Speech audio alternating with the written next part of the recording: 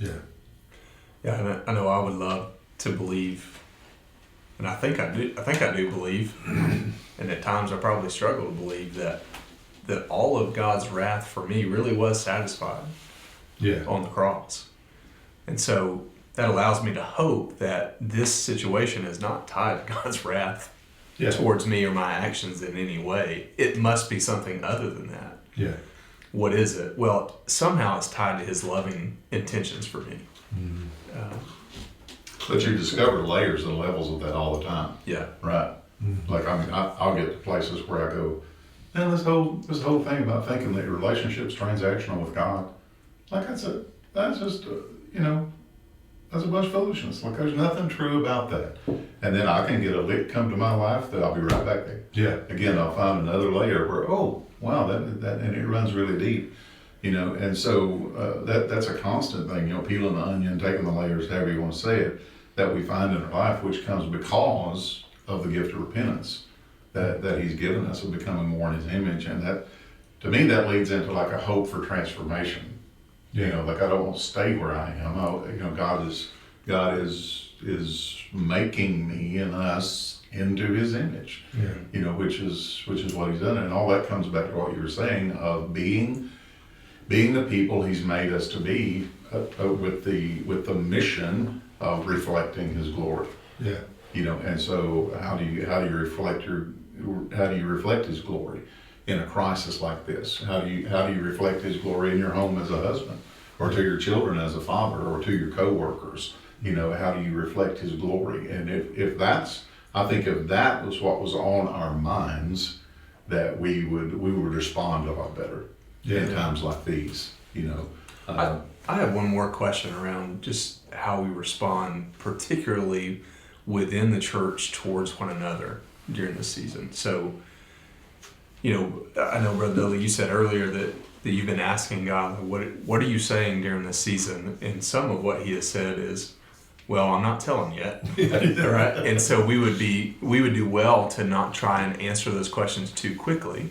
Uh-huh. When in the meantime, people are reacting and responding. Right. So within the church, people are, they're bugging out in their homes. Some people are living life as normal. Some people are probably living riskier lives than they were before. And not to say that any of those things are right or wrong per se, but it is a reality that within the church there's opportunity for dissension and division and discord because we too quickly want to name and say what God is saying or how people should respond. Yeah. And so one of the things I've heard you teach for 15 years now is the idea that love limits our liberty. Yeah.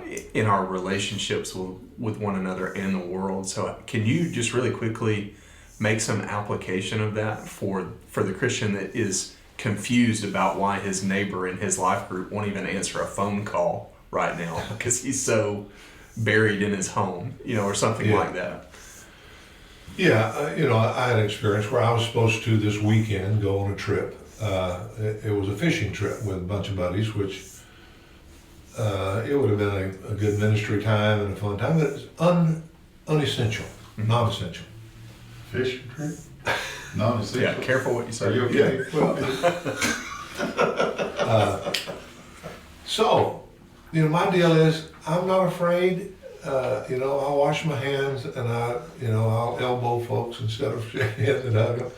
I'm not afraid, but I do not want to carry something that I may not know I'm carrying and give it to somebody who's going to kill somebody's uncle or whatever.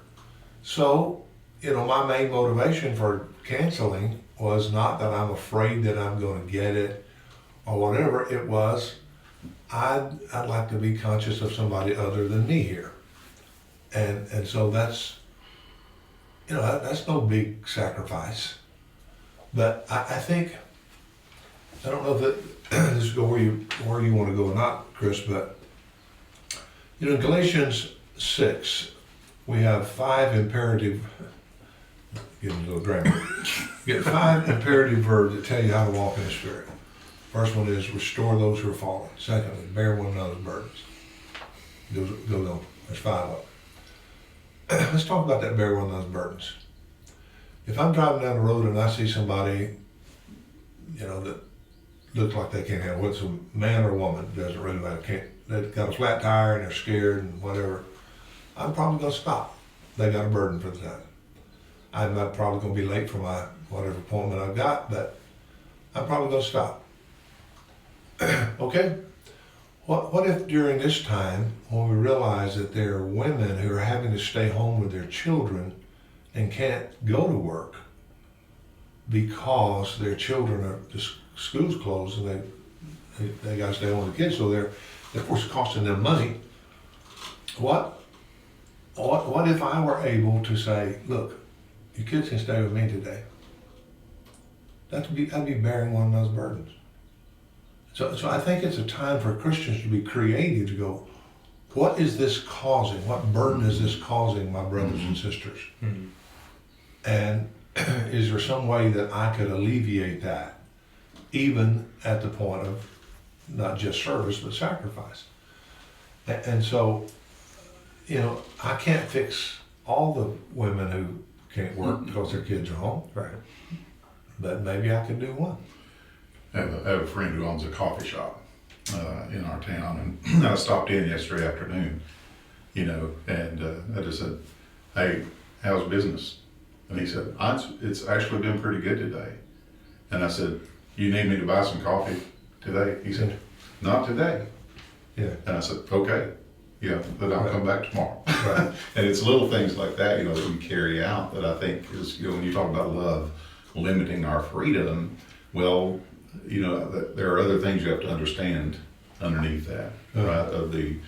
That we're already loved, we're already accepted, we're already like I can make a choice to not have to be right, you know, as a way of serving somebody else, that I'm not trying to force something on them, right? And I don't have to judge them, Right. either, you know, but I can make a choice out of knowing that, you know, as you were saying, that I'm already living out of the resurrection. Mm-hmm. You know, there are just certain things I can overlook, Yeah.